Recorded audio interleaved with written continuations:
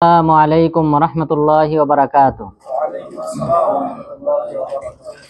নাহমাদুহু ওয়া নুসাল্লি আলা রাসূলিহিল কারীম, আম্মা বা'দ। আউযু বিল্লাহি মিনাশ শাইতানির রাজীম। সাব্বাহা লিল্লাহি মা ফিস সামাওয়াতি ওয়াল আরদ ওয়া হুয়াল আজিজুল হাকীম।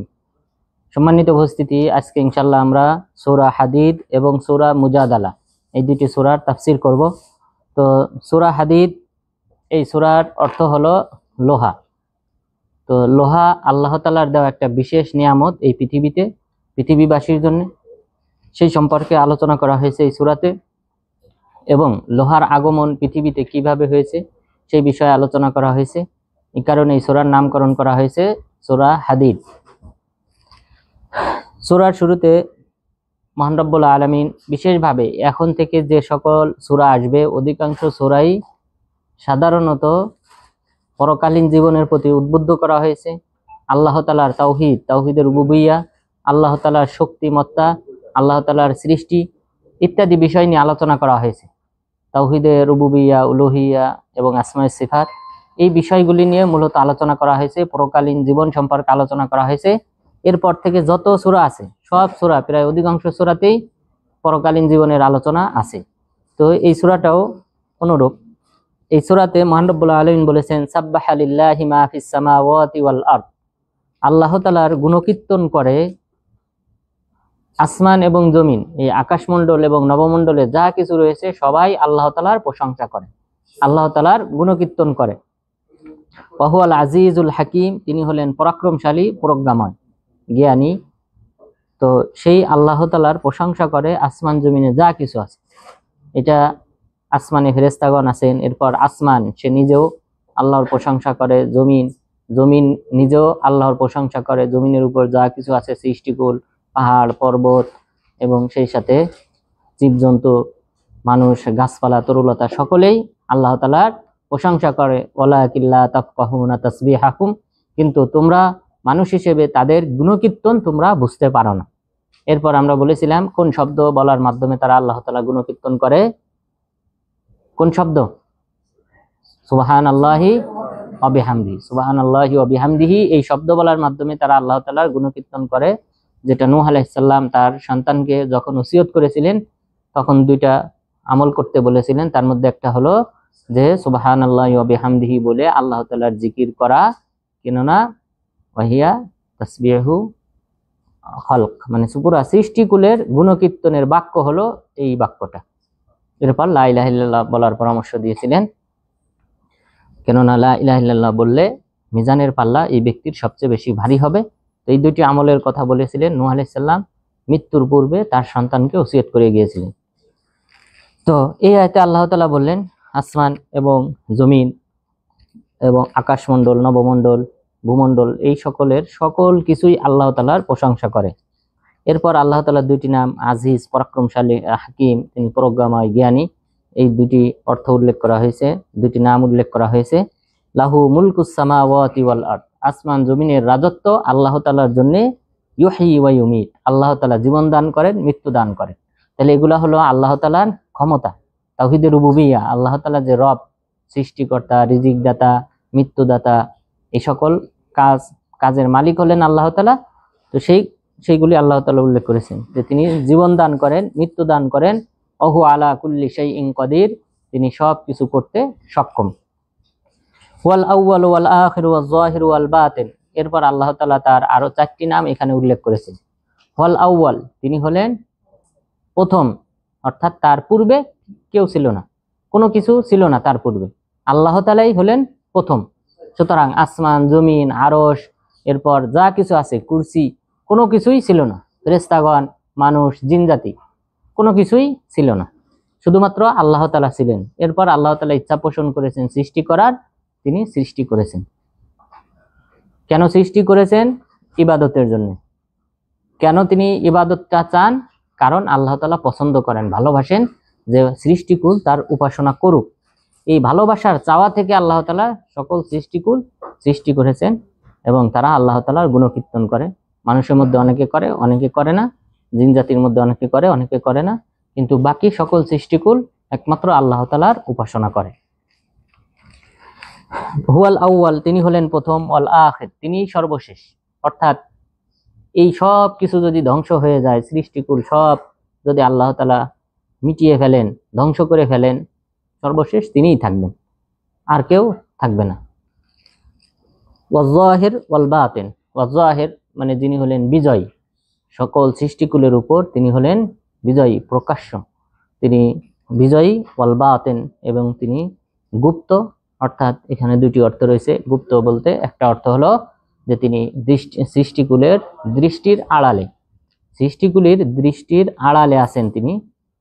আর আরেকটা অর্থ হলো বাতেন, তিনি সকল গোপনীয় বিষয়গুলি সম্পর্কে তিনি অবহিত, গুপ্ত বিষয় সম্পর্কে, গোপনীয় বিষয় সম্পর্কে তিনি অবহিত।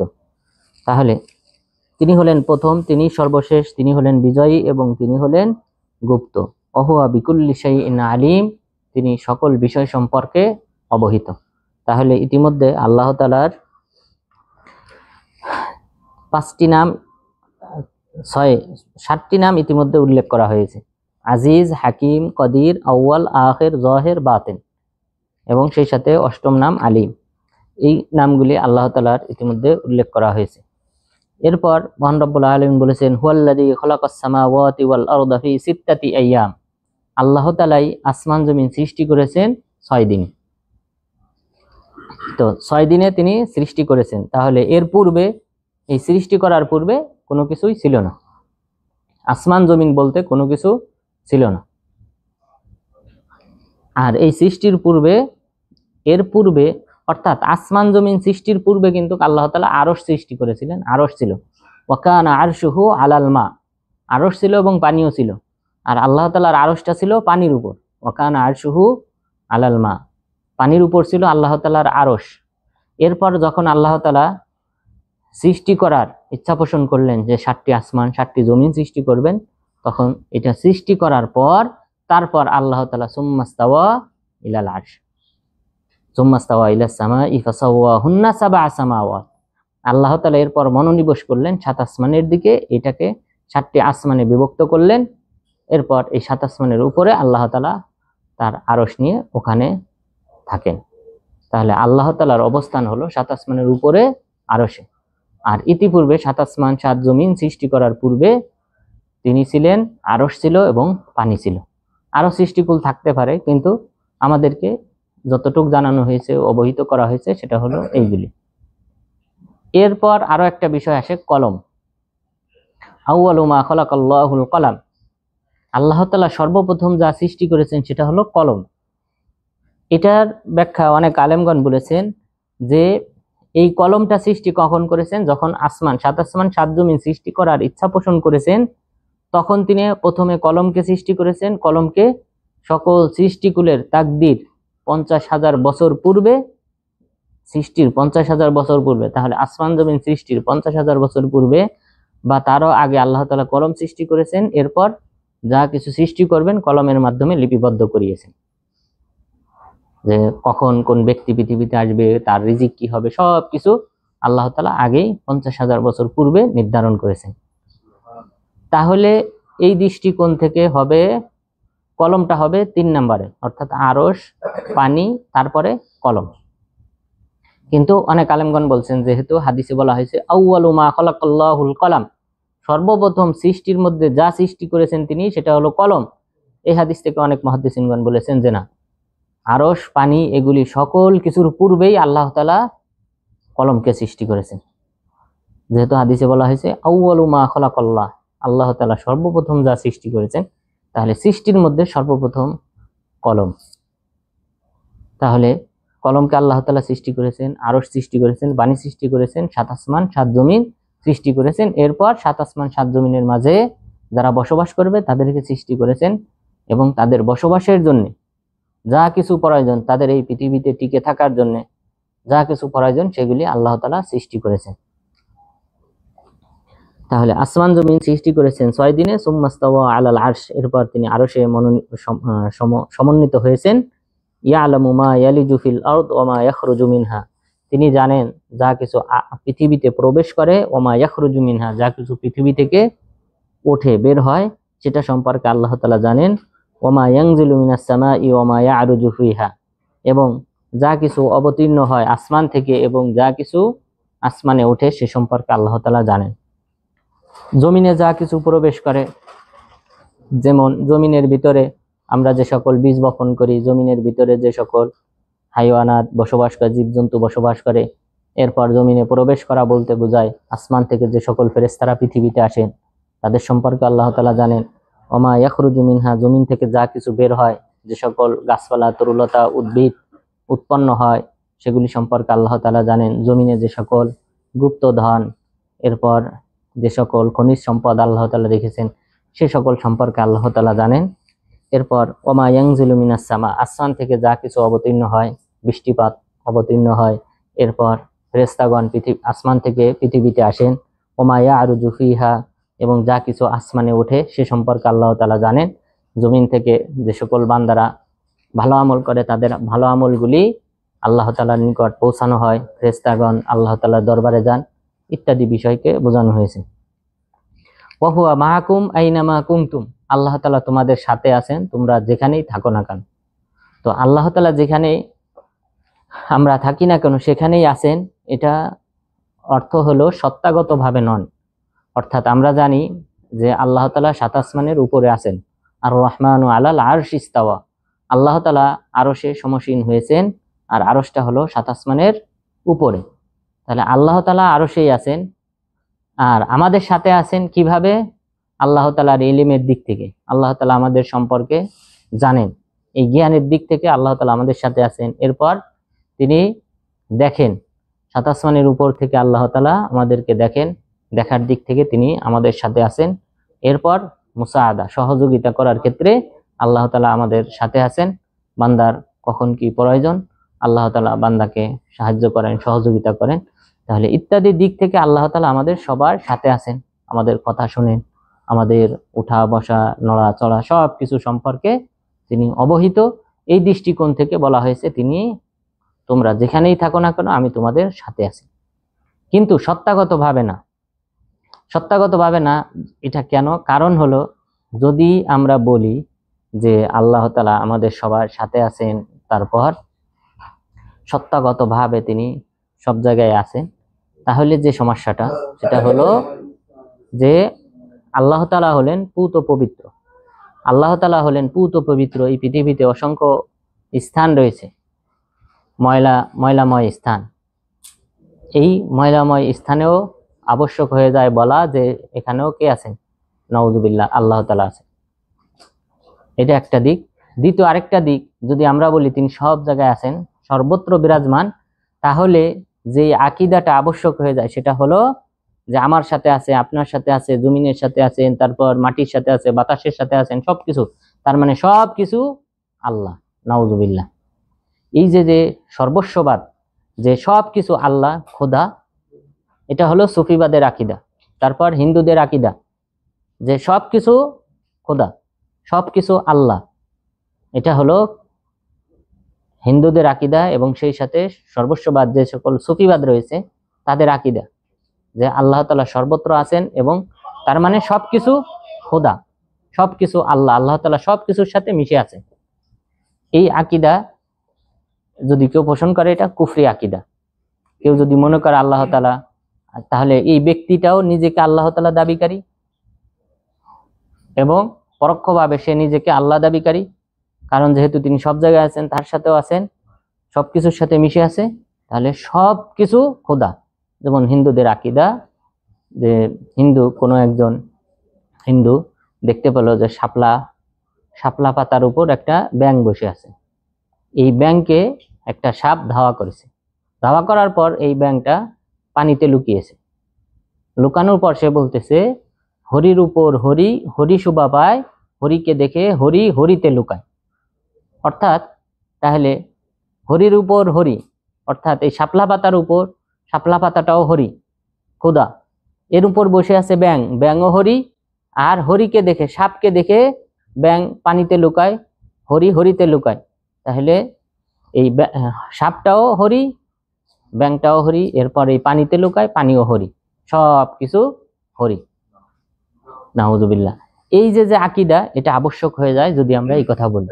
তাহলে কোরআনে আল্লাহ তাআলা 5 জায়গায় বলেছেন যে আর রহমানু আলাল আরশি ইস্তাওয়া, আল্লাহ তাআলা 7 আসমানের উপর আরশে আছেন। আল্লাহ তাআলা আরশে আযমে আছেন। আর যে সকল আয়াতে বলা হয়েছে আমি সকলের সাথে আছি, বান্দাদের সাথে আছি, এটা দ্বারা উদ্দেশ্য হলো সাহায্য সহযোগিতার দিক থেকে এবং দেখার দিক থেকে এবং সেই সাথে শ্রবণের দিক থেকে আল্লাহ তাআলা সব জায়গায় আছে।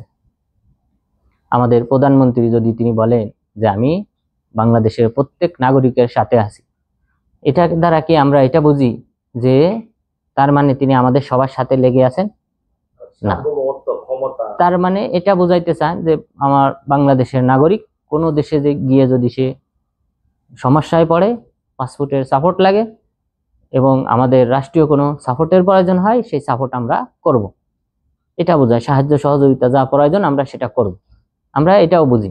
তো অনুরূপভাবে আল্লাহ তাআলা এখানে বলেছেন যে ওহুয়া মাআকুম আইনামা কুনতুম, তোমরা যেখানেই থাকো না কেন সেখানেই আল্লাহ তাআলা আছেন। আল্লাহু বিমা তা'মালুনা বাসীর, আল্লাহ তাআলা তোমরা যে সকল আমল করো, কাজ করো, সেগুলি সম্পর্কে অবহিত, তিনি সেগুলি দেখেন। লাহু মুলকুস সামাওয়াতি ওয়াল আরদ, তার জন্যই আসমান জমিনের রাজত্ব। ওয়া ইলাল্লাহি তুরজাউল উমুর, এবং আল্লাহ তাআলার নিকটই সকল কিছুর প্রত্যাবর্তন। এক সময় আমাদের সবাইকে প্রত্যাবর্তন করতে হবে, কিয়ামত দিবস সংগঠিত হবে, সবাই মারা যাবে, এরপর পুনরুত্থান ঘটানো হবে, সবাই একদিন আল্লাহ তাআলার দিকে প্রত্যাবর্তন করবে।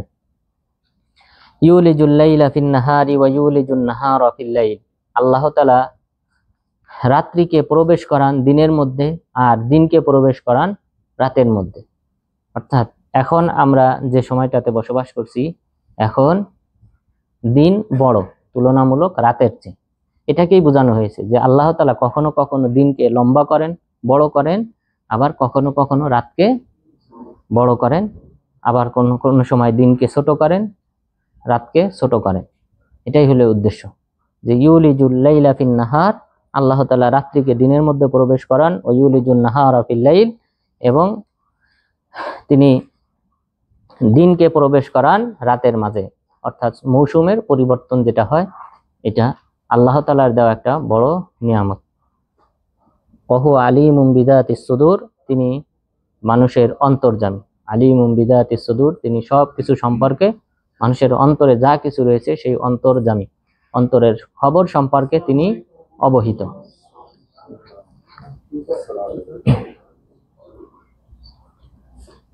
এই ইউলিজুল লাইলা ফিন নাহারি ওয়া ইউলিজুন নাহারা ফিল লাইল, এই আয়াত থেকে আমরা কিন্তু বুঝতে পারি যে পৃথিবীটা কিন্তু গোলাকার, পৃথিবীটা সমতল না। পুরা পৃথিবী যদি সমতল হতো তাহলে রাত দিনের আবর্তন হতো না। পৃথিবী যদি পুরা সমতল হতো, টেবিলের মতো এরকম সমতল হতো, তাহলে রাত দিনের আবর্তন হতো না। কারণ সব সময় এই পৃথিবীর দিকে, সূর্যের দিকে, এই পৃথিবীর উপরের অংশটা যে অংশটা থাকতো, সেই অংশতেই শুধুমাত্র সূর্যের আলো পড়তো। অর্থাৎ সব সময় এখানে এই উপরের অংশে কি থাকতো? দিন থাকতো, আর নিচের অংশে সব সময় রাত থাকতো। তো গোলাকার হওয়ার কারণে এই দিন রাতের আবর্তন হয়, কখনো রাত হয়, কখনো দিন হয়। কারণ সূর্যের আলোটা পৃথিবী গোলাকৃত হওয়ার কারণে এই সব সাইডে আস্তে আস্তে, যেহেতু পৃথিবী ঘূর্ণায়মান, সুতরাং এই পৃথিবীর বিভিন্ন অঞ্চলে বিভিন্ন সময় এই সূর্যের আলোটা পড়ে। তো এই রাত দিনের আবর্তন, এই আয়াত থেকে বোঝা যায় পৃথিবী গোলাকার, পৃথিবী সমতল নয়। আমিনু বিল্লাহি ওয়া রাসূলি, এরপর আল্লাহ তাআলা বললেন তোমরা ঈমান আনয়ন করো আল্লাহ তাআলার প্রতি, তার রাসূলের প্রতি। ওয়া আনফিকু মিম্মা জাআলাকুম মুস্তাখলাফিনা ফি, এবং তোমরা ব্যয় করো আল্লাহ তাআলা যা তোমাদেরকে দিয়েছেন বা উত্তরাধিকারী বানিয়েছেন, যে সম্পদের উত্তরাধিকারী আল্লাহ তাআলা তোমাদেরকে বানিয়েছেন, সেই সম্পদ তোমরা আল্লাহর রাস্তায় ব্যয় করো। ফাল্লাযীনা আমানু মিনকুম ওয়া আনফাকু লাহুম আজরুন কাবীর, তোমাদের মধ্যে যারা ঈমান আনবে এবং আল্লাহর রাস্তায় ব্যয় করবে তাদের জন্য রয়েছে মহা পুরস্কার, বিরাট পুরস্কার আল্লাহ তাআলা তাদের জন্য প্রস্তুত করে রেখেছেন। ওমা লাকুম লা তুমিনুনা বিল্লাহি ওয়ার রাসূলু ইয়াদউকুম লিতুমিনু বিরাব্বিকুম, তোমাদের কি হলো যে তোমরা ঈমান আনয়ন করো না আল্লাহ তাআলার প্রতি, অথচ রাসূল সাল্লাল্লাহু আলাইহি ওয়াসাল্লাম তোমাদেরকে আহ্বান করতেছেন তোমাদের রবের প্রতি ঈমান আনয়ন করার জন্য। ওয়াকাদ আখাযা মিসাকাকুম ইন কুনতুম মুমিনিন, অথচ তিনি তোমাদের কাছ থেকে প্রতিজ্ঞা গ্রহণ করেছেন, অঙ্গীকার গ্রহণ করেছিলেন। অর্থাৎ আল্লাহ তাআলা অঙ্গীকার নিয়েছিলেন আমাদের সকলের কাছ থেকে রূহের জগতে। আলাস্তু বিরব্বিকুম ক্বালু বালা শাহিদনা আন তাকুলু ইয়াউমাল কিয়ামাতি ইন্না কুন্না আন হাযা গাফিলিন, যে আমি কি তোমাদের রব নই? তখন সবাই সমস্বরে বলেছিল, হ্যাঁ তুমি আমাদের রব। এই প্রতিশ্রুতির কথা আল্লাহ তাআলা বললেন, ওয়াকাদ আখাযা মিসাকাকুম, আল্লাহ তাআলা তোমাদের প্রতিজ্ঞা অঙ্গীকার ইতিপূর্বে তিনি গ্রহণ করেছেন। ইন কুনতুম মুমিনিন, যদি তোমরা মুমিন হও তাহলে সে কথা স্মরণ করো। হুয়াল্লাযী ইউনাজ্জিলু আলা আবদিহি আয়াতিন বাইয়িনাতিন লিইখরিজাকুম মিনাজ যুলুমাতি ইলান নূর, আল্লাহ তাআলা তিনি তার বান্দার উপর স্পষ্ট নিদর্শনাবলী অবতীর্ণ করেন, কোরআনের আয়াত অবতীর্ণ করেন, মুজিজা অবতীর্ণ করেন। লিইখরিজাকুম মিনাজ যুলুমাতি ইলান নূর, তোমাদেরকে অন্ধকার থেকে আলোর দিকে পথ প্রদর্শন করার জন্য। ওয়া ইন্নাল্লাহা বিকুম লারাউফুর রহিম, নিশ্চয়ই আল্লাহ তাআলা তোমাদের প্রতি সহনশীল, দয়ালু এবং করুণাময়। ওয়ামা লাকুম আল্লা তুনফিকু ফি সাবিলিল্লাহ ওয়ালিল্লাহি মিরাসুস সামাওয়াতি ওয়াল আরদ, তোমাদের কি হলো যে তোমরা আল্লাহর রাস্তায় সম্পদ ব্যয় করো না, অথচ আল্লাহ তাআলার জন্যই এই আসমান জমিনের উত্তরাধিকারী। আল্লাহ তাআলাই হলেন আসমান জমিনের উত্তরাধিকারী। সুতরাং প্রকৃত উত্তরাধিকারী অর্থাৎ আমি আপনি একসময় মারা যাব, পৃথিবী এভাবেই পড়ে থাকবে। সুতরাং প্রকৃত মালিক হলেন একমাত্র আল্লাহ তাআলা। সুতরাং তোমরা তোমাদের এই সম্পদ কেন আল্লাহর রাস্তায় ব্যয় করো না।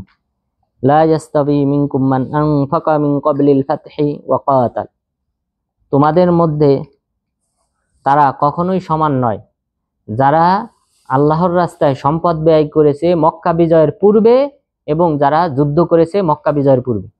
যারা মক্কা বিজয়ের পূর্বে যুদ্ধ করেছে এবং আল্লাহর রাস্তায় সম্পদ ব্যয় করেছে তারা হলো শ্রেষ্ঠ যারা এর পরে ব্যয় করেছে এবং যুদ্ধ করেছে। সুতরাং মক্কা বিজয়ের পূর্বে এই সময় মুসলিমরা দুরবস্থায় ছিল। এই সময়ে যারা অর্থ ব্যয় করেছে প্রাথমিক যুগে ইসলামের, তারা হলো শ্রেষ্ঠ। এরপর এই যে শ্রেষ্ঠতা, এটার বর্ণনার ক্ষেত্রে একটা হাদিস রয়েছে। খালিদ বিন ওয়ালিদ রাদিয়াল্লাহু আনহু, খেয়াল করেন, খালিদ বিন ওয়ালিদ রাদিয়াল্লাহু আনহু তিনি ইসলাম গ্রহণ করেছেন খন্দক যুদ্ধের পরে, অর্থাৎ ৫ম হিজরির পরে। আর আব্দুর রহমান বিন আউফ রাদিয়াল্লাহু আনহু তিনি প্রথম দিকে ইসলাম গ্রহণ করেছেন। আশারায়ে মুবাশশারা ১০ জন জান্নাতের সার্টিফিকেট প্রাপ্ত সাহাবী, একই হাদিসে যাদেরকে জান্নাতের শুভ সংবাদ দেওয়া হয়েছে তাদের একজন, অর্থাৎ বড় শ্রেষ্ঠ ১০ জন সাহাবীর একজন। এই ২ জন সাহাবীর মাঝে দ্বন্দ্ব হয়। দ্বন্দ্ব হওয়ার পর খালিদ বিন ওয়ালিদ রাদিয়াল্লাহু আনহু আব্দুর রহমান বিন আউফ রাদিয়াল্লাহু আনহুকে কিছু কটূক্তি করেন। কটূক্তি করার পর আব্দুর রহমান বিন আউফ রাদিয়াল্লাহু আনহু রাসূল সাল্লাল্লাহু আলাইহি ওয়াসাল্লামের কাছে বিচার দিলেন। বিচার দেওয়ার পর রাসূল সাল্লাল্লাহু আলাইহি ওয়াসাল্লাম বললেন যে তোমরা কি আমার সাথীদেরকে গালিগালাজ করো, কটূক্তি করো, অথচ তোমরা যদি উহুদ পাহাড় সমপরিমাণ স্বর্ণ আল্লাহর রাস্তায় ব্যয় করো তাহলে তারা যে এক মুদ সমপরিমাণ তারা যে আল্লাহর রাস্তায় ব্যয় করেছে তার সমপরিমাণও তোমাদের হবে না। তো খেয়াল করেন, ২ জন কিন্তু সাহাবী। খালিদ বিন ওয়ালিদ রাদিয়াল্লাহু আনহু তারও অনেক ফজিলত রয়েছে, যুদ্ধের ক্ষেত্রে তার বিকল্প কেউ ছিল না। যুদ্ধে বিজয়ী হওয়ার ক্ষেত্রে খালিদ বিন ওয়ালিদ রাদিয়াল্লাহু আনহু যে ইতিহাস গড়েছে, ইসলামী ইতিহাসে এমন সোনালী ইতিহাস আর কোনো ব্যক্তির ক্ষেত্রে অঙ্কিত হয় নাই। এমন যোদ্ধা এবং রাসূল সাল্লাল্লাহু আলাইহি ওয়াসাল্লামের যুগে তিনি তার হাতেই সেনাপ্রধানের দায়িত্ব রেখেছিলেন।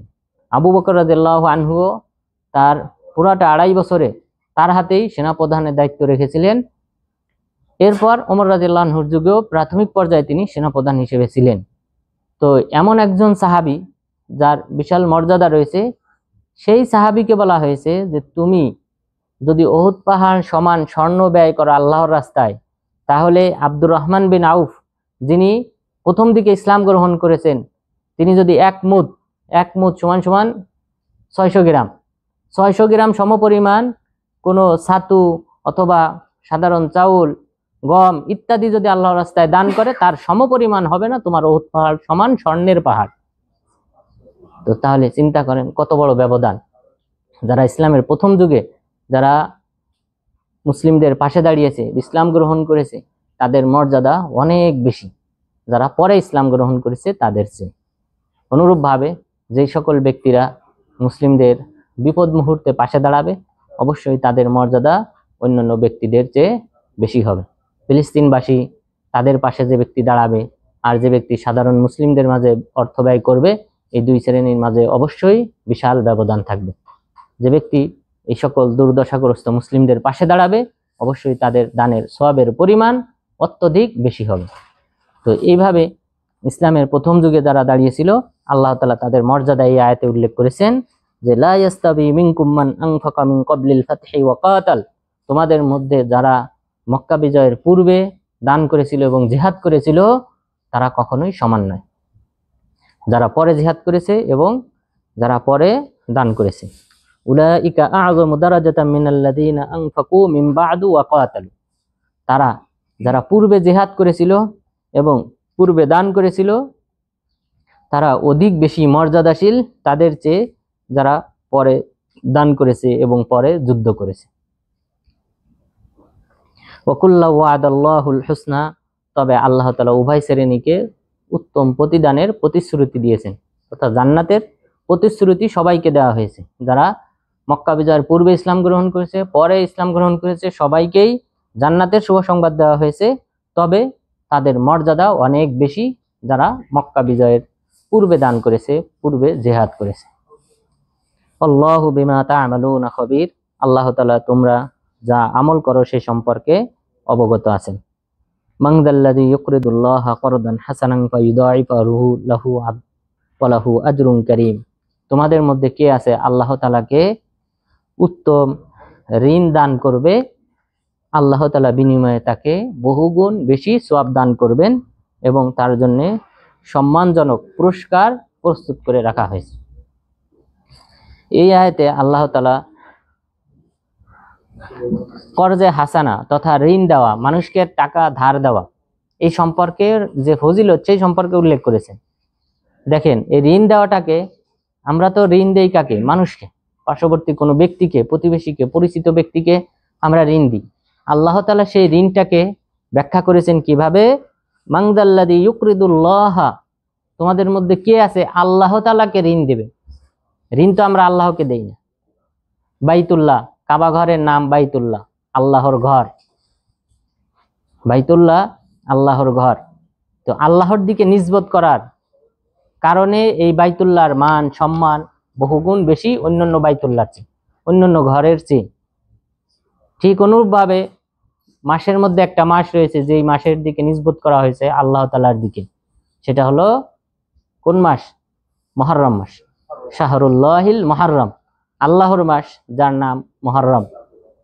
তো এই যে আল্লাহর দিকে নিসবত করা হয় সম্মান বোঝানোর জন্য, তো এই কর্জে হাসানাকে সম্মান বোঝানোর জন্য নিসবত করা হয়েছে আল্লাহ তাআলার দিকে, যে কে আছে তোমাদের মধ্যে যে আল্লাহ তাআলাকে ঋণ প্রদান করবে, উত্তম ঋণ প্রদান করবে।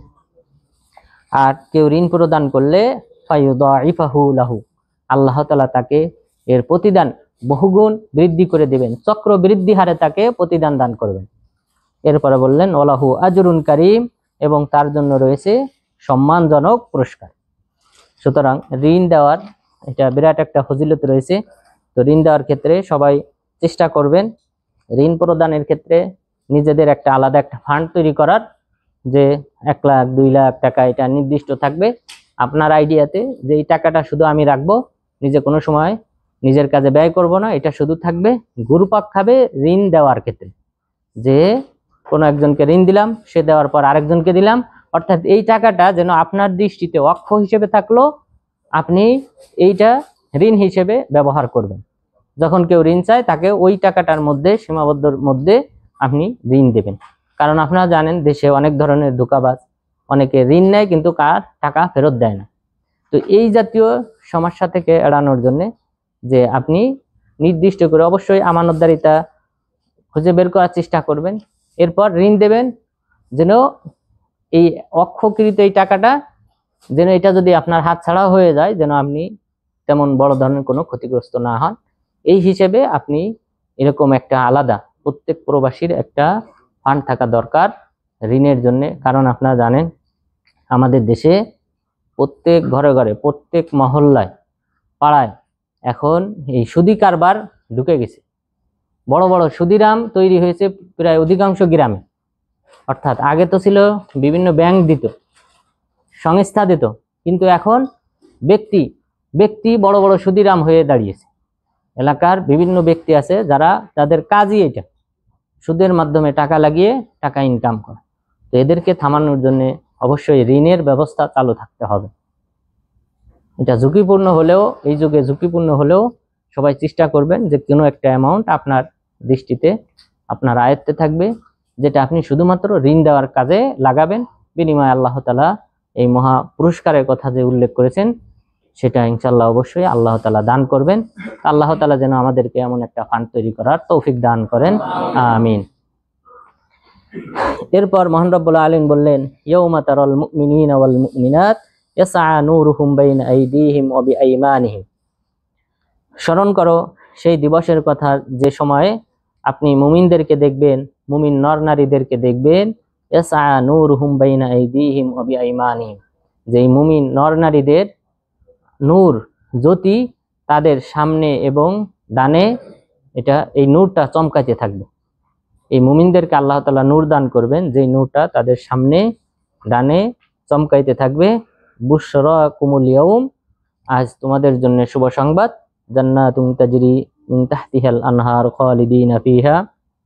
শুভ সংবাদটা হলো জান্নাতের, যার তলদেশ দিয়ে নহর নদীনালা প্রবাহমান থাকবে, খালিদিনা ফিহা, তথায় তারা চিরস্থায়ীভাবে বসবাস করবে।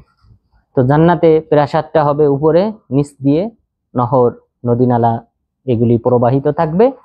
আর এই নদীনালা যে প্রবাহিত হবে এটা সমতল স্থানের উপর দিয়েই প্রবাহিত হবে, এখানে কোনো প্রকার খাল জাতীয় কোনো কিছু থাকবে না। অর্থাৎ সমতল এর উপর দিয়েই পানি প্রবাহমান থাকবে, সমতলের উপর দিয়েই পানি প্রবাহমান থাকবে, এখানে কোনো প্রকার খাল নদীনালা এই জাতীয় তৈরি হবে না। যালিকা হুয়াল ফাউজুল আযীম, এটাই তো মহা সাফল্য, যে কোনো ব্যক্তি জান্নাত অর্জন করবে, হাসরের ময়দানে নূর পাবে, এটাই তো মহা সাফল্য। অর্থাৎ নূরটা দেওয়া হবে মুমিনদেরকে, পুলসিরাত অতিক্রম করার সময় নূর দেওয়া হবে কোনো ব্যক্তির আমল এবং ইমানের উপর ভিত্তি করে। যার ইমান আমল যত বেশি মজবুত হবে, শক্তিশালী হবে, বেশি হবে, সেই অনুযায়ী তাকে নূর দেওয়া হবে। কেউ বিদ্যুৎ চমক, এরপর কেউ মিটিমিটি বাতি করে করে এইভাবে এই পুলসিরাতটা অতিক্রম করবে। যার ইমান যত বেশি হবে কেউ বিদ্যুৎ গতিতে পুলসিরাত অতিক্রম করে যাবে। এরপর কেউ উটের গতিতে, কেউ ঘোড়ার গতিতে অতিক্রম করবে। এরপর কিছু কিছু মানুষ থাকবে এমন ইমান দুর্বল যে তার পায়ের বৃদ্ধ আঙ্গুলিতে শুধুমাত্র জুই পোকার মতো কোনো রকম করে বাতি জ্বলবে, আবার নিভবে, যখন জ্বলবে তখন অতিক্রম করবে, চলবে, আবার থমকে যাবে, কারণ ওটা অন্ধকারময় স্থান। আর এর দুই পাশ থেকে কাওয়ালিব থাকবে, কাওয়ালিব লোহার শিক দুই দিক থেকে এইভাবে অনবরত আঘাত করতে থাকবে। আর এখানে যাদের গতি যত ক্ষীণ হবে তারা তত এটা দ্বারা আঘাতপ্রাপ্ত হবে, গোশত মাংস ছিঁড়ে যাবে, এইভাবে তাকে শাস্তি দেওয়া হবে। এরপর এক সময় এই পুলসিরাত অতিক্রম করবে। তো ওই সময় আল্লাহ তাআলা মুমিনদেরকে নূর দান করবেন। ইয়াউমা ইয়াকুলুল মুনাফিকুনা ওয়াল মুনাফিকাতু লিল্লাযীনা আমানু উনজুরুনা নাকতাবিস মিন নূরিকুম। আর স্মরণ করো সেই দিবসের কথা যেদিন মুনাফিক নর নারীরা তারা মুমিনদেরকে বলবে যে উনজুরুনা নাকতাবিস মিন নূরিকুম, আমাদের কিছু সময় দাও, অবকাশ দাও, যেন আমরা তোমাদের এই নূর, কিছু অংশ নূর আমরা যেন নিতে পারি, আমাদেরকে সেই সুযোগ দাও। কিল আরজিউ ওয়ারাআকুম, তখন বলা হবে তোমরা পশ্চাতে ফিরে যাও, অর্থাৎ তাদেরকে হটিয়ে দেওয়া হবে। মুমিনদের নূর যখন মুনাফিকরা নিতে আসবে তখন তাদেরকে পিছে হটিয়ে দেওয়া হবে। ফালতামিসু নূরা, তোমরা পিছে গিয়ে নূর অন্বেষণ করো, জ্যোতি অন্বেষণ করো।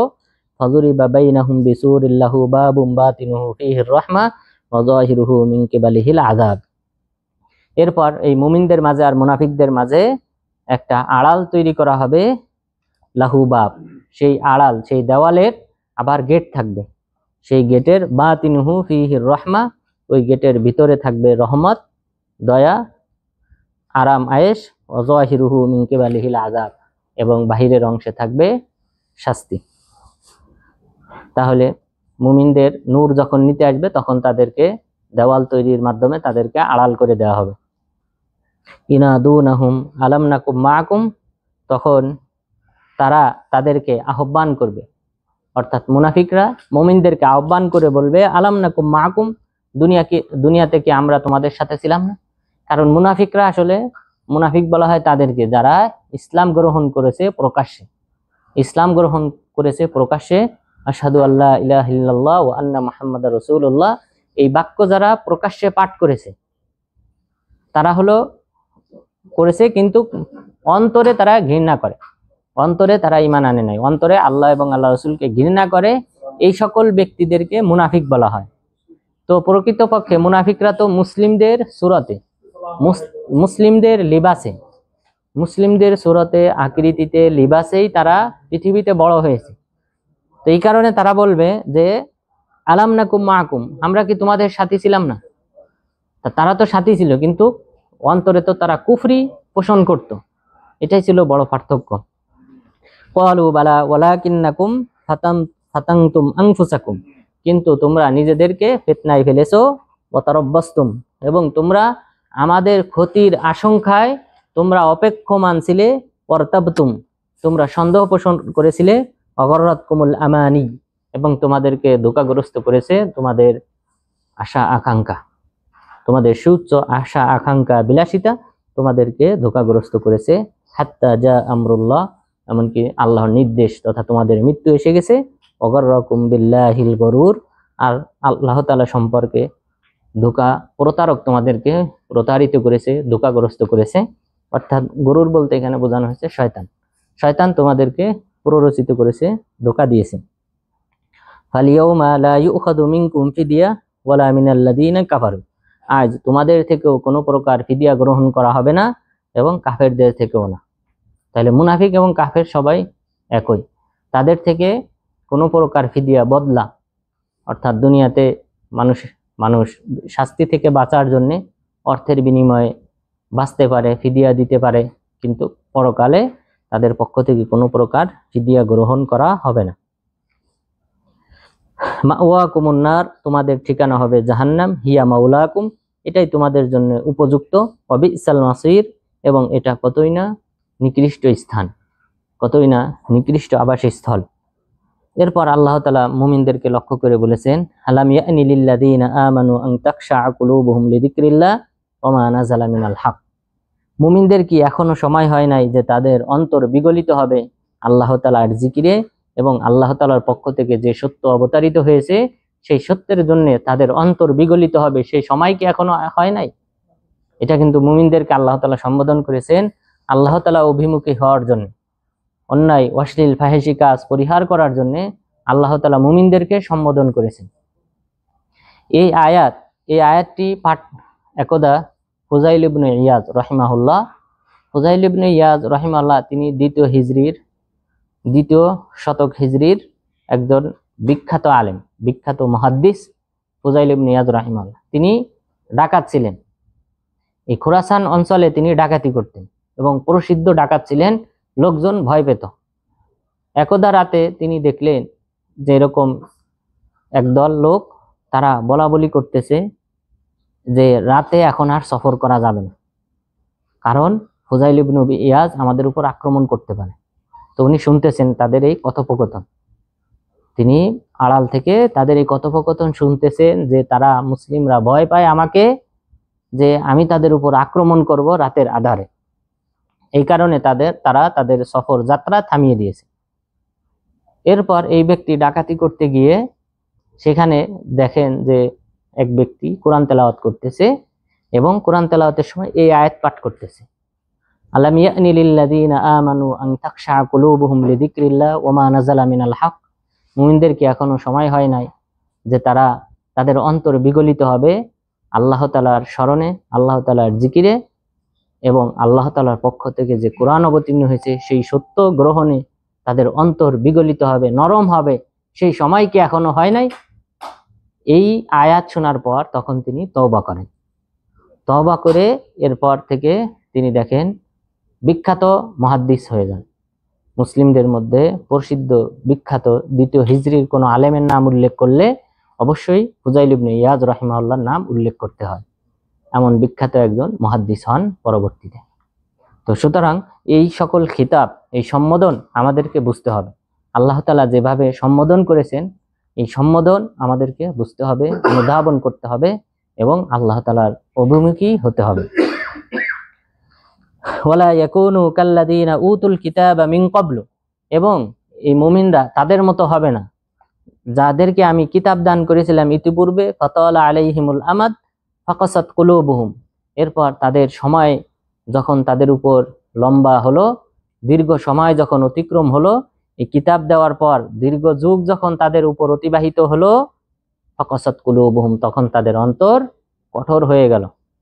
অর্থাৎ যুগ যত গড়িয়েছে, আপনি যদি তুলনা করেন সাহাবাদের যুগ, সেই যুগে সাহাবাগণ কেমন ছিল, কেমন ইমানদার ছিল, তাবিগণ তারা কেমন ইমানদার ছিল, এই যুগের মানুষ কতটা ইমানদার। 1400 বছর এই দীর্ঘ সময় অতিক্রম করেছে। তো আল্লাহ তাআলা বললেন তোমরাও তাদের মতো হইও না, যে সকল আহলে কিতাবদেরকে, ইহুদি খ্রিস্টানদেরকে আমি আসমানি কিতাব দিয়েছিলাম, সময় যত গড়িয়েছে তত তাদের অন্তর আরো কঠোর হয়েছে। তোমরা সেই সকল ব্যক্তিদের মতো হইও না। ওয়াকাসীরুম মিনহুম ফাসিকুন, তাদের অধিকাংশই ফাসিক, পাপাচারে লিপ্ত, কবিরা গুনাহে লিপ্ত। তোমরা তাদের মতো হইও না। ইয়ালামু আন্নাল্লাহা ইউহিল আরদা বা'দা মাউতিহা, তোমরা জেনে রেখো আল্লাহ তাআলা জমিনকে জীবিত করেন মৃত্যুর পর, অর্থাৎ উর্বরশীল করেন অনুর্বর হওয়ার পর, মৃত্যুবরণ করার পর। যেখানে যে জমিন শক্ত, অর্থাৎ চৈত্র মাসে জমিন যেখানে ফেটে যায়, যেখানে বীজ বপন করা যায় না, এখানে বীজ বপন করলেও সেখানে কখনোই অঙ্কুরিত হবে না, এমন মৃত্যুবরণ করার পর, অনুর্বর হওয়ার পর আমি পুনরায় উর্বরশীল করি। তোমরা অনুরূপভাবে আমি তোমাদেরকেও কিন্তু এক সময় মৃত্যুদানের পর পুনরায় আবার জীবিত করব। ইয়ালামু আন্নাল্লাহা ইউহিল আরদা বা'দা মাউতিহা, তোমরা জেনে রাখো আল্লাহ তাআলা জমিনকে পুনরায় জীবিত করেন, উর্বরশীল করেন অনুর্বর হওয়ার পর। কদ বায়্যানা লাকুমুল আয়াতি লাআল্লাকুম তাআকিলুন, আমি তোমাদের জন্য এই সকল নিদর্শনগুলি বর্ণনা করলাম যেন তোমরা অনুধাবন করো। ইন্নাল মুসাদ্দিকিনা ওয়াল মুসাদ্দিকাত ওয়া আকরাদুল্লাহা করদান হাসানা ইউদাআফ লাহুম ওয়া লাহুম আজরুন কারীম, নিশ্চয় যে সকল নর নারী সদকা প্রদান করে, আল্লাহর রাস্তায় দান করে এবং আল্লাহ তাআলাকে করজে হাসানা তথা উত্তম ঋণ দান করে, তাদেরকে বহুগুণ প্রতিদান বেশি দেওয়া হবে এবং তাদের জন্য রয়েছে সম্মানজনক পুরস্কার। ওয়াল্লাযীনা আমানু বিল্লাহি ওয়া রাসূলিহি উলাইকা হুমুস সিদ্দীকুন, আর যারা আল্লাহ তাআলার প্রতি এবং তার রাসূলের প্রতি ঈমান আনয়ন করেছে তারাই হলো সিদ্দিক। ওয়াশ শুহাদা ইনদা রাব্বিহিম, এবং তাদের রবের নিকট শহীদ হিসেবে গণ্য। লাহুম আজরুহুম ওয়া নূরুহুম, তাদের নিকট রয়েছে আল্লাহ তাআলার, তাদের রবের নিকট রয়েছে তাদের প্রতিদান এবং তাদের নূর, জ্যোতি। এখানে তাহলে আল্লাহ তাআলা যারা মুমিন, আল্লাহর রাস্তায় যে সকল ব্যক্তিরা নিজেদেরকে জীবন বিলিয়ে দেয় তাদের সাথে তুলনা করেছেন এই সাধারণ মুমিনদেরকে, এবং সিদ্দিক হিসেবে আখ্যায়িত করা হয়েছে। সিদ্দিক বলা হয় যারা সত্য হিসেবে মেনে নেয়, নবী রাসূলগণের আগমনের পর তাদেরকে কোনো প্রকার দ্বিধাদ্বন্দ্ব সন্দেহ পোষণ করা ছাড়াই নির্দ্বিধায় মেনে নেয়, তাদেরকে বলা হয় সিদ্দিক। আবু বকর রাদিয়াল্লাহু আনহুকে সিদ্দিক বলে আখ্যায়িত করা হয়েছে। এরপর সূরা ইয়াসিনে যে 3 জন রাসূলকে প্রেরণ করা হয়েছিল তাদের প্রতি যে ব্যক্তি ঈমান এনেছিল সেই ব্যক্তি হাবিব আন-নাজ্জার, সেই ব্যক্তিকেও সিদ্দিক বলে আখ্যায়িত করা হয়েছে। অর্থাৎ সিদ্দিকদের সংখ্যা খুবই কম। সিদ্দিকদের সংখ্যা পূর্ববর্তী মুমিনদের মধ্য থেকে নিয়ে রাসূল সাল্লাল্লাহু আলাইহি ওয়াসাল্লামের উম্মতের মধ্য থেকে এদের সংখ্যা অতি নগণ্য, শহীদদের তুলনায় এদের সংখ্যা আরো বেশি। তো আল্লাহ তাআলা বললেন, যারা আল্লাহ এবং তার রাসূলের প্রতি ঈমান আনয়ন করেছে তারাই হলো সিদ্দিক এবং তারাই হলো শহীদ তাদের রবের নিকট। ওয়াল্লাযীনা কাফারু ওয়া কাযযাবু বিআয়াতিনা উলাইকা আসহাবুল জাহিম, এবং যারা আমার আয়াতকে অস্বীকার করে তারাই হলো জাহান্নামী। ইয়ালামু আন্নামাল হায়াতুদ দুনিয়া লাইবু ওয়া লাহবু ওয়া জিনাতু ওয়া তাফাখুরুম বাইনাকুম, জেনে রেখো নিশ্চয়ই পার্থিব জীবন এটা হলো খেলতামাশা স্বরূপ, খেলতামাশা, হাসি তামাশা, ক্রীড়া কৌতুক করার মতো জীবনযাপন, ওয়াজিনা, এবং এটা হলো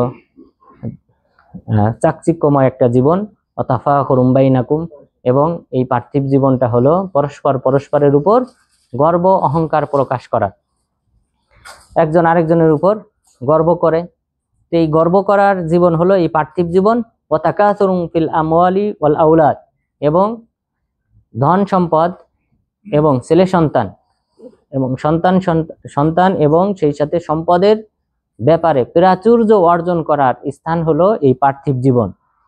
কামাসালি ওয়াইসিন, এই পার্থিব জীবনের উপমা হলো কামাসালি ওয়াইস, ওই বৃষ্টির মতো আজাবাল কুফারা নাবাতুহু, যে কৃষককে আশ্চর্যান্বিত করে যে বৃষ্টিটা, নাবাতুহু বৃষ্টির ফলে যে ফসল উৎপাদিত হয় সেই ফসলটা কিন্তু কৃষক অনেক পছন্দ করে। তো ওই পছন্দকৃত ফসলের মতো সুম্মা ইয়াহিজু, এই ফসলটা আবার কি হয়, শুকিয়ে যায়, ফাতারাহু মুসফাররা, হলুদ হয়, পেকে যায়, সুম্মা ইয়াকুনু হুতামা, এরপর খড়কুটায় পরিণত হয়। অনুরূপভাবে পার্থিব জীবনটাও একসময় পার্থিব জীবনে আমরা বড় হই, অর্থাৎ ফসল যেমন ভাবে একসময় পরিপূর্ণ হয় এরপর পেকে যায়, ঠিক অনুরূপভাবে আমাদের জীবনও আমরাও একসময় যৌবনে পৌঁছাই, যৌবন থেকে এরপর বার্ধক্যে চলে যাই, এরপর একসময় আমরা মৃত্যুবরণ করি। খড়কুটার যেমন ভাবে কোনো প্রকার মূল্য থাকে না, অনুরূপভাবে মানুষ ও এক সময় অনুরূপ খড়কুটার মতো পরিণত হয়। এটাই হলো পার্থিব জীবনের উপমা। অফিল আখিরাতি আযাবুন শাদীদ, আর জেনে রেখো পরকালে রয়েছে কঠোর শাস্তি, ওয়ামাগফিরাতুম মিনাল্লাহ, আল্লাহ তাআলার পক্ষ থেকে ক্ষমা, ওয়া রিদওয়ান, এবং আল্লাহ তাআলার সন্তুষ্টি। অর্থাৎ যারা আল্লাহ তাআলার কাছে ক্ষমা চাইবে তাদের জন্য ক্ষমা রয়েছে, আল্লাহর সন্তুষ্টি রয়েছে, আর যারা ক্ষমা চাইবে না, পাপাচারে লিপ্ত থাকবে, তাদের জন্য রয়েছে কঠোর শাস্তি। ওয়ামাল হায়াতুদ দুনিয়া ইল্লা মাতাউল গুরুর, পার্থিব জীবন তো হলো কেবলমাত্র প্রতারণার স্থান, অর্থাৎ প্রতারণার সামগ্রী। সুতরাং সাবিকু ইলা মাগফিরাতিম মির রাব্বিকুম ওয়া জান্নাতিন আরদুহা কাআরজিস সামাই ওয়াল আরদ, সুতরাং তোমরা প্রতিযোগিতা করো আল্লাহ তাআলার ক্ষমা, তোমাদের রবের পক্ষ থেকে ক্ষমা পাওয়ার জন্য তোমরা প্রতিযোগিতা করো, এবং প্রতিযোগিতা করো সেই জান্নাত অর্জনের জন্য, যেই জান্নাতের প্রশস্ততা হলো আসমান জমিন সমান। আসমান জমিন সমান জান্নাতের প্রশস্ততা, সেই জান্নাত অর্জনের জন্য তোমরা প্রতিযোগিতা করো, ছুটে আসো। তো জান্নাত এটা হলো সর্বনিম্ন যে জান্নাতটা দেওয়া হবে সেটা হলো এই পৃথিবীর 10 গুণ, পৃথিবীর চেয়ে 10 গুণ বড় এমন আয়তন বিশিষ্ট একটা জান্নাত দান করা হবে। যে ব্যক্তি জাহান্নামে পুড়ে ছারখার হয়ে এরপর নাহরুল হায়াতে নিক্ষেপ করার পর যে ব্যক্তি নাজাত পাবে সেই ব্যক্তিকে আল্লাহ তাআলা দিবেন এই পৃথিবীর 10 গুণ। তাহলে যারা প্রথম ধাপে যারা মিজানের পাল্লায় ওজনের পাল্লা, ভালো আমলের পাল্লা ভারী হওয়ার মাধ্যমে যারা জান্নাতি হবে তাদের জান্নাতের আয়তন কত বড় হবে, যারা বিনা হিসেবে জান্নাতি হবে তাদের জান্নাতের আয়তন কত বড় হবে, যারা সিদ্দিক হবে তাদের জান্নাতের আয়তন কত বড় হবে, যারা আল্লাহর রাস্তায় শহীদ হবে তাদের জান্নাতের আয়তন কত বড় হবে। শহীদদের ক্ষেত্রে একটা হাদিস এসেছে যে আল্লাহ তাআলা জান্নাতে 100টি স্টেপ তৈরি করে রেখেছে। 100টি স্টেপ, প্রতিটা স্টেপ হলো আসমান জমিন সমান। এই পৃথিবী থেকে প্রথম আসমানের দূরত্ব হলো 500 বছরের রাস্তা। তো এইরকম ভাবে 100টা স্টেপ আল্লাহ তাআলা তৈরি করে রেখেছেন যে ব্যক্তি আল্লাহর রাস্তায় শহীদ হবে তাদের জন্য। তো সুতরাং এইভাবে আল্লাহ তাআলা মুমিনদের মাঝে বিশাল ব্যবধান দান করবে। অর্থাৎ অনেকেই আছে, অনেক নবীগণও ঈর্ষান্বিত হবে মুমিনদের মর্যাদা দেখে, যে একজন সাধারণ মুমিন হয়ে নবীগণের মতো এরকম সুবিশাল জান্নাত কিভাবে সে অর্জন করেছে, নবীগণও ঈর্ষান্বিত হবে। তো সুতরাং আমাদেরকে অবশ্যই আমল করতে হবে। আল্লাহ তাআলা বলেছেন ক্ষমার দিকে তোমরা ছুটে আসো, অবশ্যই বেশি বেশি ক্ষমা প্রার্থনা করতে হবে। রাসূল সাল্লাল্লাহু আলাইহি ওয়াসাল্লাম দিনে রাতে 70 বার অথবা 100 বারের বেশি ক্ষমা প্রার্থনা করতেন। সুতরাং আমাদের উচিত এর চেয়ে আরো বেশি ক্ষমা প্রার্থনা করা, যেহেতু আল্লাহ তাআলা তার পূর্বের এবং পরের সকল গুনাহ ক্ষমা করে দিয়েছেন। এরপর মহান রব্বুল আলামিন বলেছেন উইদ্দাত লিল্লাযিনা আমানু বিল্লাহি ওয়া রাসূলি, এই জান্নাত আমি তৈরি করে রেখেছি মুমিনদের জন্য যারা আল্লাহ এবং তার রাসূলের প্রতি ঈমান আনয়ন করেছে তাদের জন্য। যালিকা ফাদলুল্লাহি ইউতিহি মান ইয়াশা, এটা আল্লাহ তাআলার অনুগ্রহ, আল্লাহ তাআলা যাকে চান তাকে দান করেন। আল্লাহু যুল ফাদলিল আযীম, আল্লাহ তাআলা হলেন অনুগ্রহকারী, মহান অনুগ্রহকারী। মা আসাবা মিন মুসিবাতিন ফিল আরদি ওয়ালা ফি আনফুসিকুম ইল্লা ফি কিতাবিম মিন ক্বাবলি আন নাবরাহা, যে পৃথিবীতে যে সকল বিপর্যয় আসে, মুসিবত আসে, বালা মুসিবত আসে, ওয়াফি ওয়ালা ফি আনফুসিকুম, এবং তোমাদের তোমরা নিজেরাও যে সকল বালা মুসিবতে পতিত হও সেগুলি ইল্লা ফি কিতাবিম মিন ক্বাবলি আন নাবরাহা, সেগুলি কিতাবে লিপিবদ্ধ করা রয়েছে এটা বাস্তবায়ন হওয়ার পূর্বে। অর্থাৎ আমরা আগের হাদিসে বলেছি যে 50,000 বছর পূর্বে, আসমান জমিন সৃষ্টির 50,000 বছর পূর্বে আল্লাহ তাআলা সকলের তাকদীর নির্ধারণ করে রেখেছেন। আল্লাহ তাআলা বললেন তোমাদের যে সকল বিপর্যয় আছে, নিজেরা যে বালা মুসিবতে বিপদে অ্যাক্সিডেন্ট, রোগ ব্যাধি ইত্যাদিতে আক্রান্ত হও, অথবা পৃথিবীর উপর যে সকল বালা মুসিবত আসে, ঘূর্ণিঝড়, বন্যা ইত্যাদি, এই সবগুলি ঘটার পূর্বে আমি লিপিবদ্ধ করে রেখেছি। এরপরে বললেন ইন্না যালিকা আলাল্লাহি ইয়াসির, এটা আল্লাহ তাআলার জন্য সহজ। লিকাইলা তাসাউ আলা মা ফাতাকুম ওয়ালা তাফরাহু বিমা আতাকুম, যেন তোমরা আফসোস না করো যদি কোনো কিছু তোমরা হারিয়ে ফেলো, এবং যেন বেশি আনন্দিত না হও কোনো কিছু পাওয়ার পর, কারণ এগুলি সব সম্পর্কে আমি আল্লাহ তাআলা আগে থেকেই জানি। সুতরাং তোমরা বেশি উৎফুল্ল হয়েও না, আবার দুশ্চিন্তাও করো না যদি কোনো কিছু ছুটে যায় বা হারিয়ে যায়। অর্থাৎ এটাই আমাদের বেশি হয়, কোনো কিছু চাকরি, ভালো চাকরি বা কোনো একটা জব অফার এগুলি ছুটে গেলে আমরা আফসোস করি। আল্লাহ তাআলা বললেন আফসোস করো না, এটা আমি বহু পূর্বেই লিপিবদ্ধ করে রেখেছি। ওয়াল্লাহু লা ইউহিব্বু কুল্লা মুখতালিন ফাখুর, আল্লাহ তাআলা দাম্ভিক অহংকারী ব্যক্তিকে পছন্দ করেন না। আল্লাযীনা ইয়াবখালুনা ওয়া ইয়া'মুরুনা আন-নাসা বিল বুখল, যারা কৃপণতা করে, মানুষকে কৃপণতা করার নির্দেশ দেয়, তাদেরকে আল্লাহ তাআলা পছন্দ করেন না। ওয়া মান ইয়াতাওয়াল্লা ফা ইন্নাল্লাহু হুয়াল গনিয়্যুল হামিদ, যে ব্যক্তি আল্লাহ তাআলা থেকে মুখ ফিরিয়ে নেবে তার জানা উচিত আল্লাহ তাআলা হলেন গনি, অভাবমুক্ত এবং প্রশংসিত। লাকাদ আরসালনা রুসুলানা বিল বায়্যিনাতি ওয়া আনজালনা মাআহুমুল কিতাব, আমি আমার রাসূলগণকে স্পষ্ট নিদর্শনাবলী দিয়ে প্রেরণ করেছি, আমি তাদের সাথে কিতাব অবতীর্ণ করেছি, ওয়াল মিজান, এবং মিজান অবতীর্ণ করেছি, সত্য মিথ্যার তথা মানদণ্ড, ওজনের যে মানদণ্ড রয়েছে, যে সঠিক মাপ দিতে হবে সেই মানদণ্ড আমি অবতীর্ণ করেছি। লিয়াকুমান নাসু বিল কিসত, মানুষেরা যেন ইনসাফ প্রতিষ্ঠা করে, ওজনে যেন কম না দেয়, সেটাও আমি প্রত্যেক নবী রাসূলগণের সাথে অবতীর্ণ করেছি।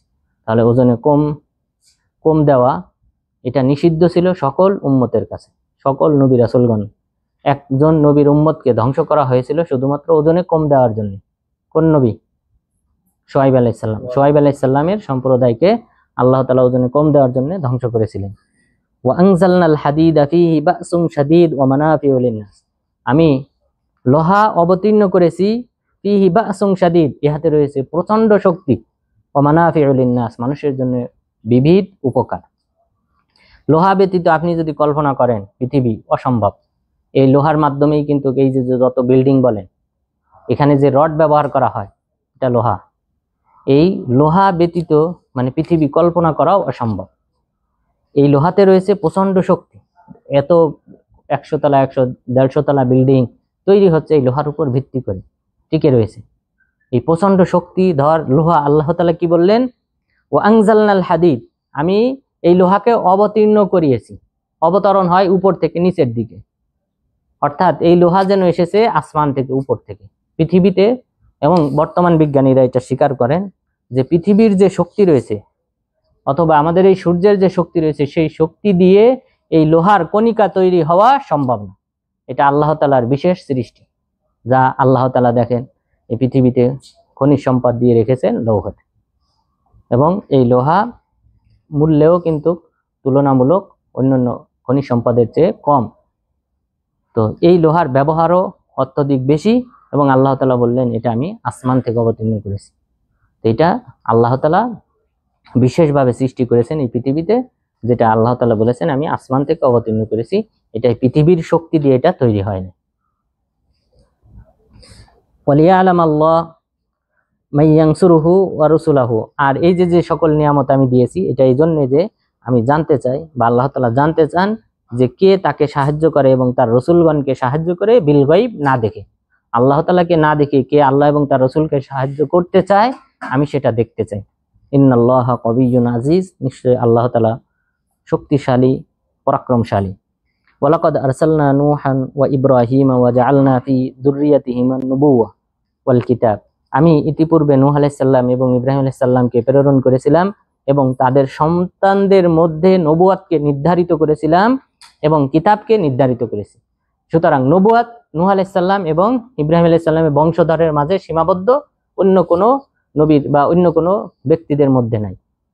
সুতরাং আদম আলাইহিস সালাম পরে নূহ আলাইহিস সালাম, নূহ আলাইহিস সালাম থেকে নিয়ে ইব্রাহিম আলাইহিস সালাম এবং তার বংশধরের মধ্যেই সীমাবদ্ধ ছিল নবুয়াত। সুতরাং জিন জাতির মধ্যে নবুয়াত নাই। জিনদের মধ্য থেকে আল্লাহ তাআলা কাউকে নবী হিসেবে প্রেরণ করেন নাই। এই আদম সন্তানদের মধ্য থেকে আল্লাহ তাআলা নবুয়াত দিয়েছেন, এবং একসময় এটা সীমাবদ্ধ হয়ে গেছে নূহ আলাইহিস সালামের সন্তান এবং ইব্রাহিম আলাইহিস সালামের সন্তান। সর্বশেষ নবী মুহাম্মদ সাল্লাল্লাহু আলাইহি ওয়াসাল্লাম, তিনি এসেছেন ইসমাইল আলাইহিস সালামের বংশধর কুরাইশদের থেকে হাশেম, বানু হাশেম, এরপর রাসূল সাল্লাল্লাহু আলাইহি ওয়াসাল্লাম। আর বাকি নবীগণ যারা এসেছিলেন, ইয়াকুব আলাইহিস সালাম ইসহাক আলাইহিস সালামের সন্তান, ইব্রাহিম আলাইহিস সালামের সন্তান ইসহাক আলাইহিস সালাম, ইসহাক আলাইহিস সালামের সন্তান ইয়াকুব আলাইহিস সালাম, ইয়াকুব আলাইহিস সালামের সন্তান ইউসুফ আলাইহিস সালাম।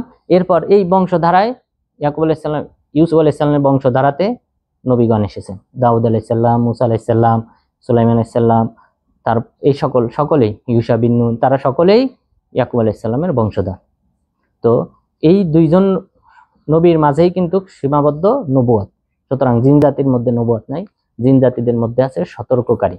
আল্লাহ তাআলা সতর্ককারী পাঠিয়েছেন, যারা আদম আলাইহিস সালামের সন্তানদের মধ্য থেকে অথবা যারা নবুয়াত পেয়েছেন তাদের, এই নবুয়াত যারা প্রাপ্ত হয়েছেন তাদের কাছ থেকে শিক্ষা নিয়ে তাদের কওমের মাঝে সতর্ককারী হিসেবে তারা দায়িত্ব পালন করে, দায়ী হিসেবে কাজ করে, কিন্তু তাদের মাঝে নবুয়াত নেই।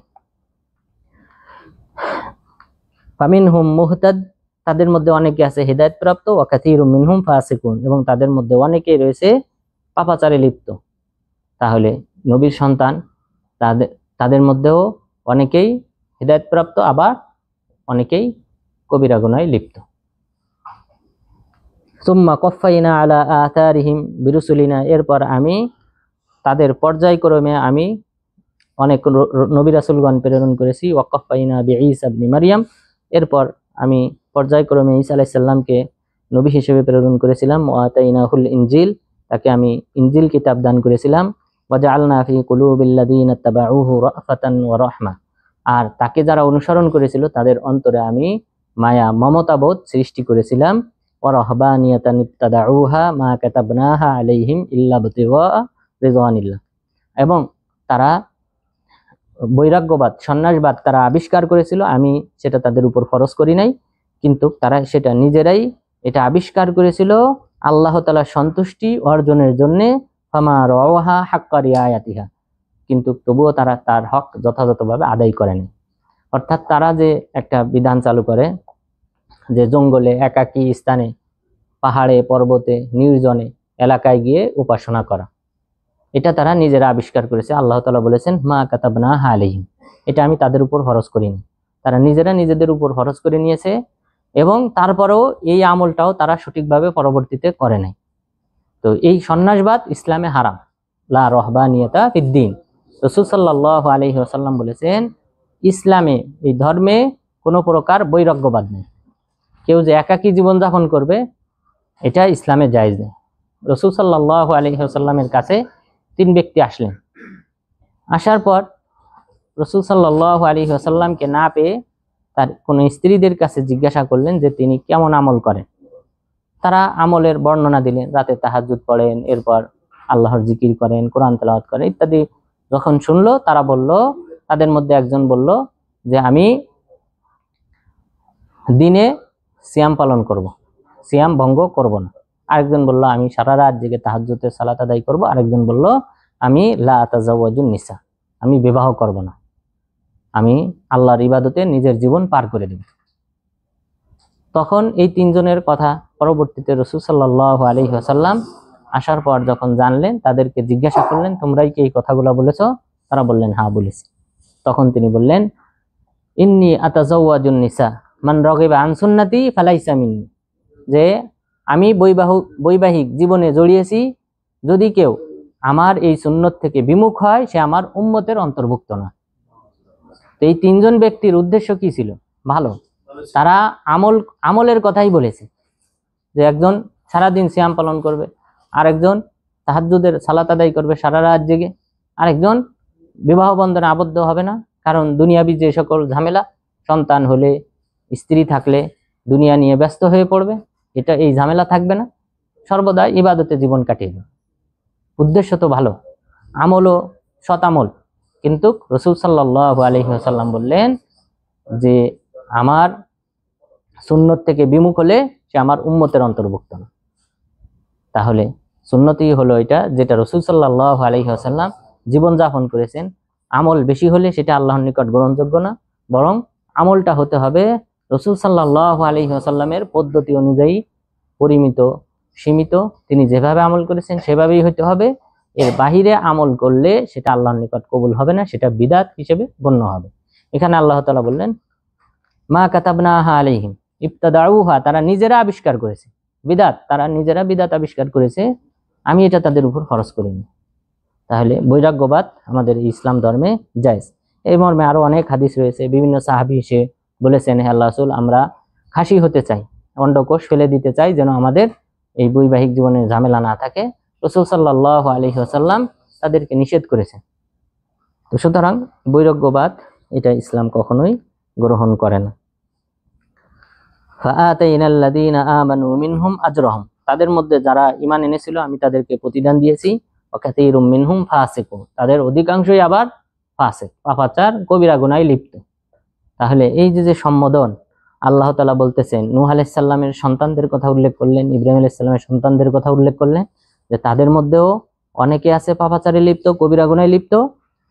ঈসা আলাইহিস সালামের অনুসারীদের মধ্যে থেকেও অনেকেই হিদায়াত প্রাপ্ত, তাদেরকে আমি প্রতিদান দিয়েছি, আবার অনেকে পাপাচারে লিপ্ত, কবিরা গুনাহে লিপ্ত। সুতরাং আমাদেরকে সতর্ক করা হয়েছে যে এই উম্মতের লোকজনও কিন্তু এই দুই শ্রেণীতে বিভক্ত। সুতরাং এই পাপাচার, অন্যায়, অশ্লীল, ফাহিশি কাজ এগুলি থেকে অবশ্যই পরিহার করতে হবে। আল্লাহ তাআলা যেন আমাদেরকে সেই তৌফিক দান করেন, আমিন। এরপর বললেন ইয়া আইয়ুহাল্লাযীনা আমানুত্তাকুল্লাহা ওয়া আমিনু বিরাসূলি, হে মুমিনগণ তোমরা আল্লাহ তাআলাকে ভয় করো এবং তার রাসূলের প্রতি ঈমান আনয়ন করো। ইউতিকুম কিফলাইনি মির রাহমাতি, আল্লাহ তাআলা তাহলে তোমাদেরকে দ্বিগুণ রহমত দান করবেন। নবীর প্রতি ঈমান আনয়ন এবং আল্লাহকে ভয় করলে দ্বিগুণ সওয়াব দান করবেন। ওয়া ইয়াজআল লাকুম নূরান তামশুনা বিহি, এবং আল্লাহ তাআলা তোমাদেরকে হিদায়াত দান করবেন, যে হিদায়াত নিয়ে তোমরা পৃথিবীতে বিচরণ করবে। ওয়া ইয়াগফির লাকুম, আল্লাহ তাআলা তোমাদেরকে ক্ষমা করে দিবেন। আল্লাহু গফুরুর রহিম, আল্লাহ তাআলা ক্ষমাশীল, করুণাময়। লিআল্লা ইয়ালামা আহলুল কিতাব আল্লা ইয়াকদিরুনা আলা শাইইন মিন ফাদলিল্লাহ, এটা এই জন্য যে যেন আহলে কিতাবরা জানতে পারে যে তারা আল্লাহ তাআলার কোনো ফজল, অনুগ্রহের মালিক না, সকল অনুগ্রহের মালিক হলেন আল্লাহ তাআলা। কারণ আহলে কিতাবদের একটা ধারণা ছিল যে শেষ নবী আসবেন তাদের মধ্য থেকে, এবং এই কারণেই কিন্তু তারা শাম দেশ থেকে, সেখানে কিন্তু গম আবাদ হইতো, এখান থেকে এই সবুজ সমরণ্য এমন একটা অঞ্চল ছেড়ে তারা চলে আসে মদিনায় অবস্থান করে। কারণ তারা জানতো যে মদিনাতে খেজুর বাগান বিশিষ্ট স্থানে সফর করবেন শেষ নবী বা হিজরত করবেন। এই কারণে তারা এখানে মদিনাতে এসে বসবাস শুরু করে। উদ্দেশ্য শেষ নবী আসবেন, তার অনুসারী হবেন, তার প্রতি ঈমান আনয়ন করবেন। বানু কুরাইজা, বানু কাইনুকা এবং বানু নাজির, এই তিনটা ইহুদিদের গোত্র এখানে এসে অবস্থান করে। কিন্তু যখন নবুয়ত চলে আসলো কুরাইশদের মধ্য থেকে, তখন তারা বিরোধিতা শুরু করলো। বিরোধিতা শুরু করলো। আল্লাহ তাআলা বললেন যেন আহলে কিতাবরা জানতে পারে যে তারা কোনো নিয়ামতের, আল্লাহ তাআলা কোনো অনুগ্রহের, নবুয়াত আল্লাহ তাআলা কোথায় দেবেন, এগুলির মালিক ইহুদিরা না, বরং এটার মালিক একমাত্র আল্লাহ তাআলা। ওয়া আন্নাল ফাদলা বিয়াদিল্লাহ ইউতিহি মাইয়াশা, অনুগ্রহ আল্লাহ তাআলার হাতে, আল্লাহ যাকে চান তাকেই দান করেন। আল্লাহু যুল ফাদলিল আযীম, আল্লাহ তাআলা সুমহান অনুগ্রহের মালিক। তো এটাই ছিল আজকে আমাদের তাফসীর সূরা হাদিদের। তো সূরা হাদিদ এটার নামকরণ করা হয়েছে লোহা থেকে। এই লোহা একটা আল্লাহ তাআলা বিশাল একটা বড় নিয়ামত, এবং এই নিয়ামতটা আল্লাহ তাআলা এই পৃথিবীতে সৃষ্টি করেন নাই, বরং আসমান থেকে অন্য কোনো জগতের শক্তি থেকে আল্লাহ তাআলা এটা সৃষ্টি করে পৃথিবীতে পাঠিয়েছেন। এটা পৃথিবীর যে শক্তি সামর্থ্য রয়েছে, এবং পৃথিবীর যে সূর্য রয়েছে, এই সূর্যের যে শক্তি সামর্থ্য রয়েছে, এই শক্তি দ্বারা এটা তৈরি হওয়া সম্ভব না। আল্লাহ তাআলার বিশেষ অনুগ্রহে আল্লাহ তাআলা এই লোহাকে সৃষ্টি করেছেন, সেই সম্পর্কে একটা সূরা অবতীর্ণ করেছেন। অর্থাৎ এই নিয়ামত রাজির কথা আল্লাহ তাআলা আমাদেরকে স্মরণ করিয়ে দিয়েছেন। আল্লাহ তাআলার এই নিয়ামতের শুকরিয়া আদায় করার মাধ্যমে আল্লাহ তাআলার নৈকট্যশীল বান্দা হওয়ার তৌফিক দান করেন। আমিন। আকুলু কওলি হাযা ওয়াস্তাগফিরুল্লাহ লি ওয়া লাকুম ওয়া লিসাইরিল মুসলিমিন।